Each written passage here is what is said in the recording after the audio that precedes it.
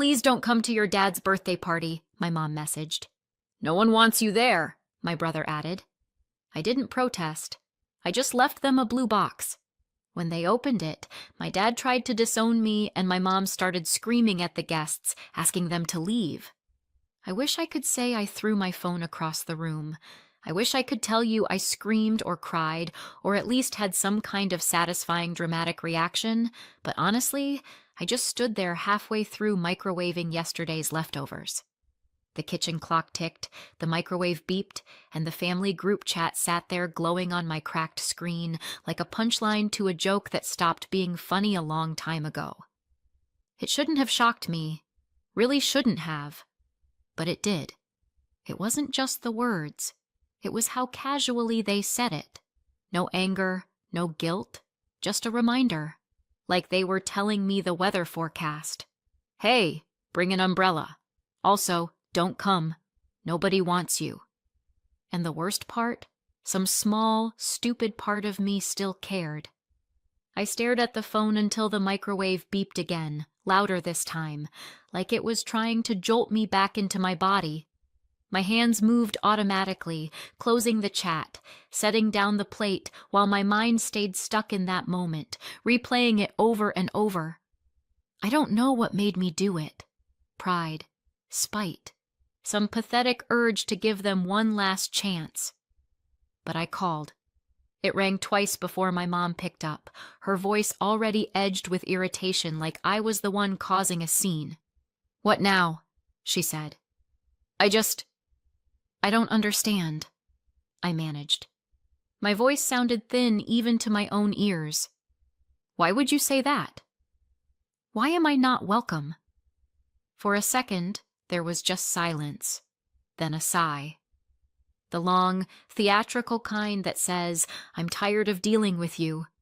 "Look," she said, "we're going to have important people here tonight. People who could really help your brother's career. We can't afford to complicate things." "Complicate things," I repeated, numb. That's when my brother's voice chimed in from the background, sharp and unmistakably smug. "Yeah, seriously. You're still a waitress, aren't you? What if someone recognized you? And just like that, whatever piece of me had been holding on cracked. Because yes, I still worked as a waitress. Not because I failed at life, but because between my actual full-time job and the second job I took to keep their mortgage from collapsing, there weren't exactly a lot of hours left in my day to polish up some glamorous LinkedIn profile. They knew that. They knew. And they still saw me as nothing more than an embarrassment with a name tag. I swallowed the lump in my throat so hard it hurt. "Got it," I said. No screaming, no begging, just those 2 words, clipped and neat like I was crossing myself off their guest list. I hung up before they could say anything else, before they could make it worse. The room felt different after that, colder, like the air itself had shifted, and I was the only one who noticed. I canceled the payments first. Mortgage, utilities, credit cards I wasn't even listed on. All the quiet sacrifices I had made to keep their heads above water while they planned their imaginary yacht parties with my brother's future millions. Each click felt like cutting a thread I didn't even realize had been strangling me. After that, it was almost easy. I found an old sturdy box in my closet, wrapped it carefully in bright blue paper, the kind you'd use for a real gift. Taped a small card to the top for Dad. "Please open at the party." No signature. No explanations. Let them wonder. It was almost dark by the time I drove to their house. The street was already lined with shiny cars, the kind you lease just to show off at events like this. Through the windows, I could see the decorations. Balloons, catered food, clumps of people in suits sipping champagne and talking too loudly. For a second, I almost turned around. Almost. Instead, I walked up the front steps, set the box down neatly on the welcome mat, rang the doorbell once, and walked away without looking back. Then, I sat in my car across the street, watching, waiting.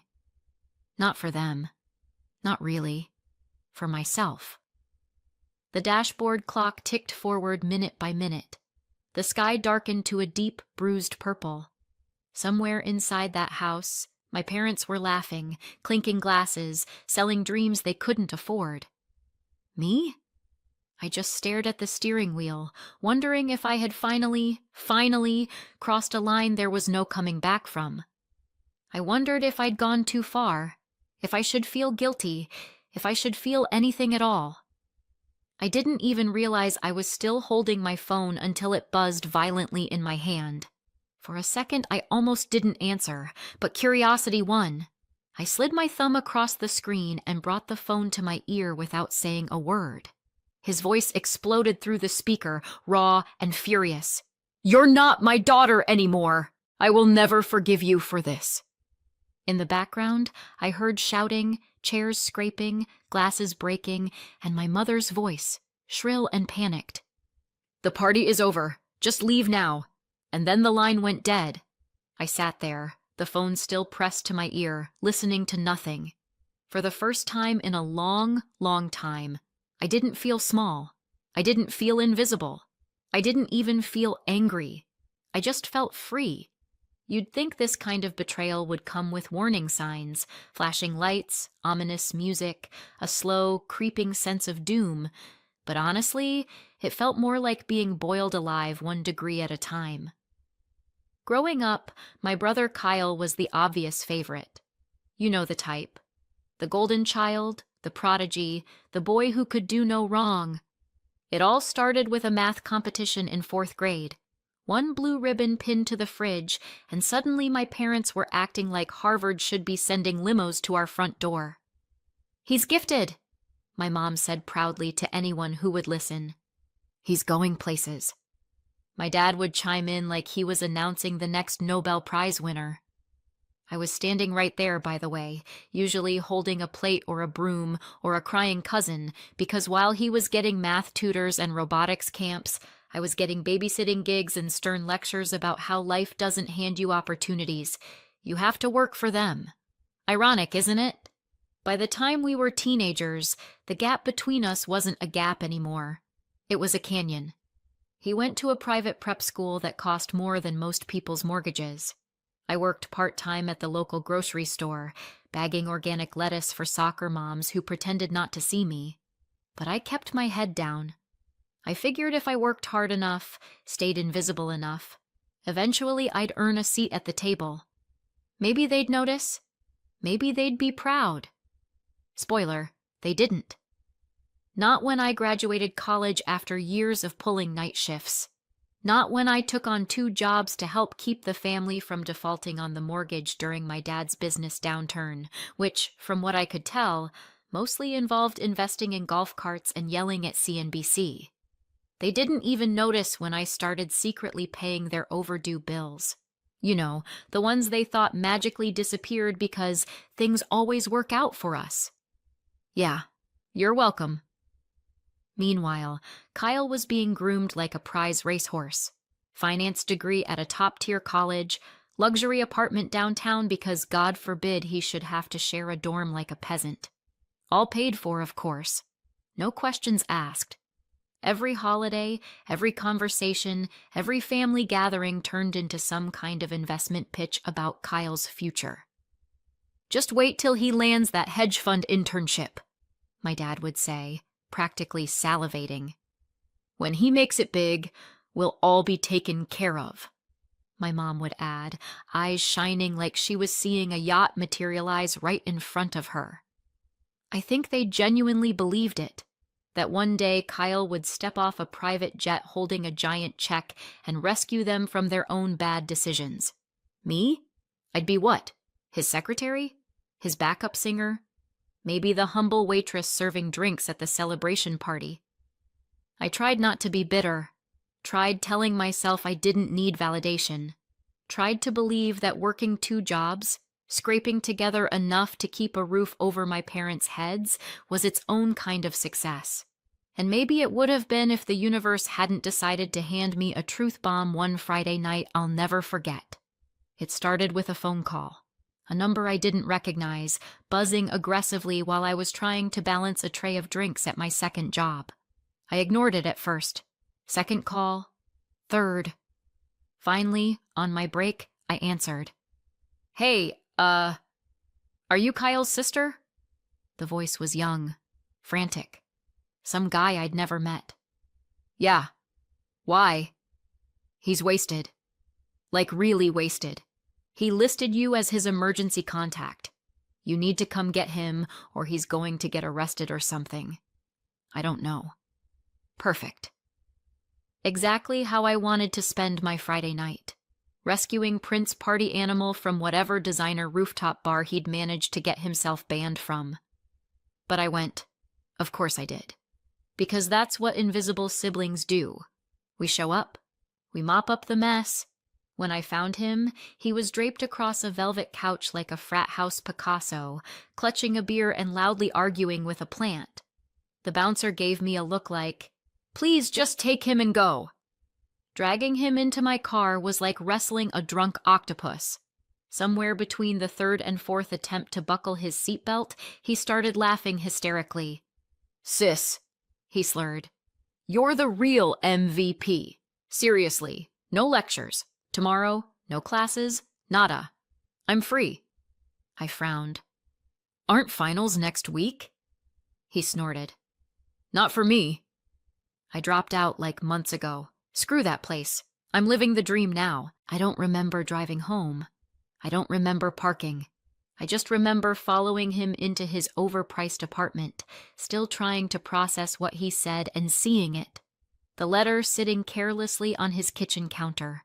Official college stationery, formal tone, withdrawal confirmed, effective immediately, academic performance unsatisfactory. I picked it up with shaking hands, half hoping it was some kind of prank. It wasn't. He'd dropped out months ago. Meanwhile, Kyle passed out face first on the couch, still giggling to himself about how smart he was.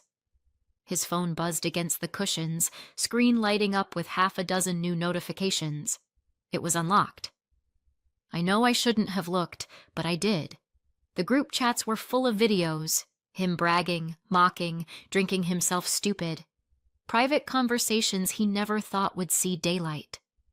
I sent them to myself quietly, heart pounding the whole time.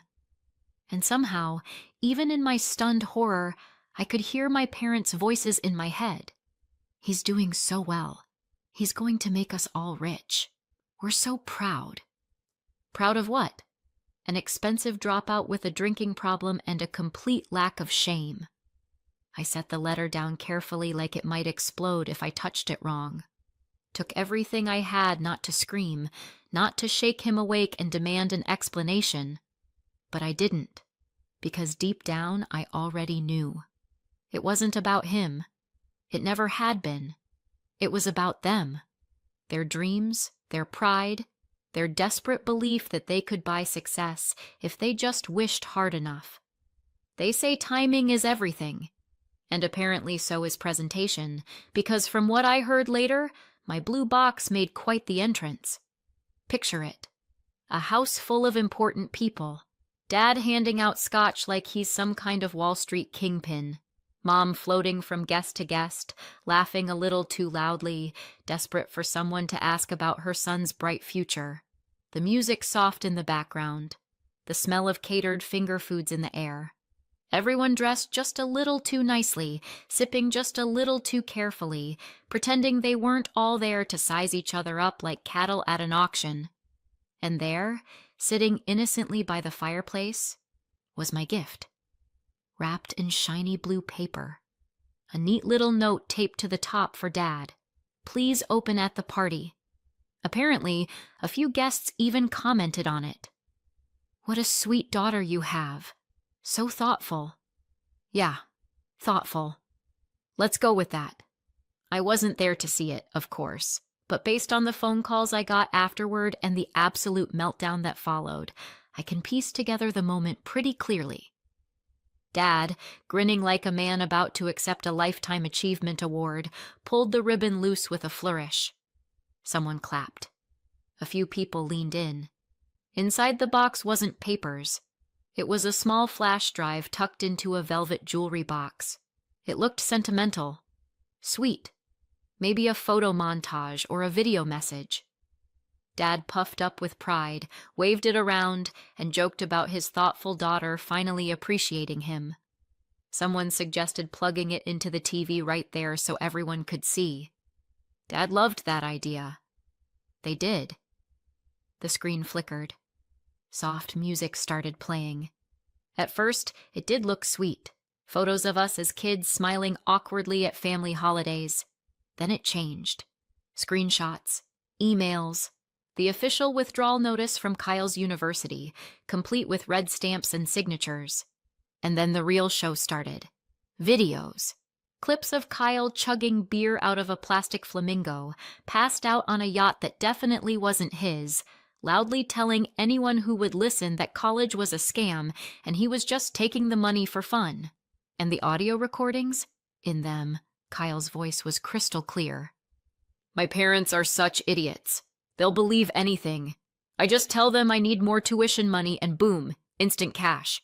Like, what are they going to do? Cut me off? They need me to be rich. Another one recorded even later when the drinks were really flowing. Even if I made it big, which let's be real, probably not, I'm not giving them a cent. Screw that. I'm moving to Bali or something. They can drown in their debt for all I care. Charming, right?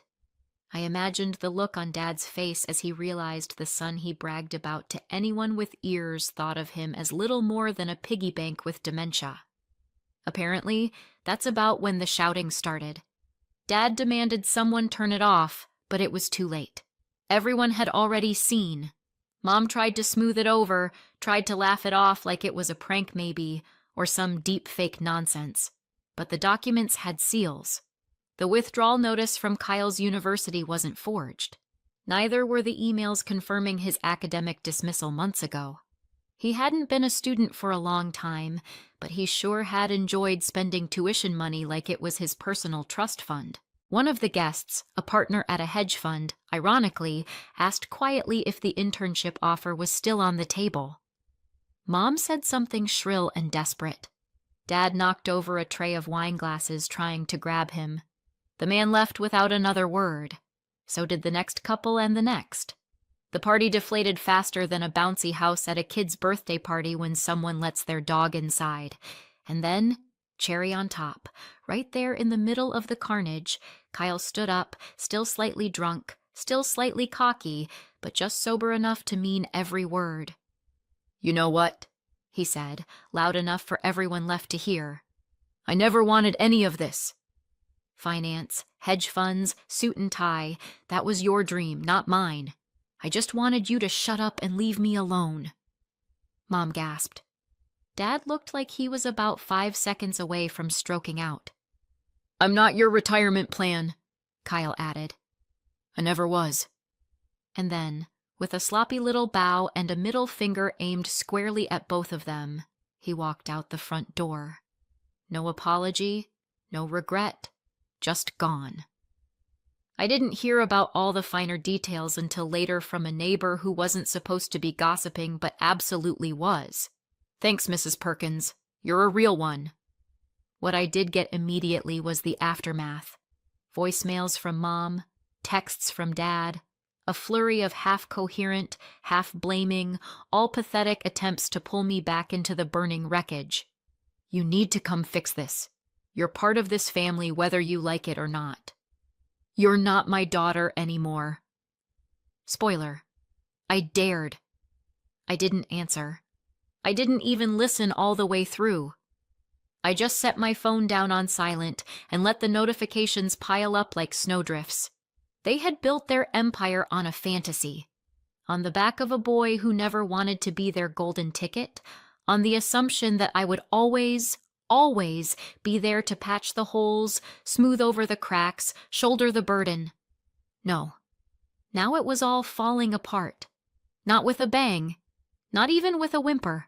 Just a slow, inevitable crumble. Piece by crumbling piece. And for once, I wasn't underneath it. I didn't block their numbers right away. For a while, I just watched. Let the calls roll in. Let the texts pile up like trash drifting in the gutter after a parade. At first, it was all anger. "You're not my daughter anymore. How dare you embarrass your family like this? You're just jealous of your brother."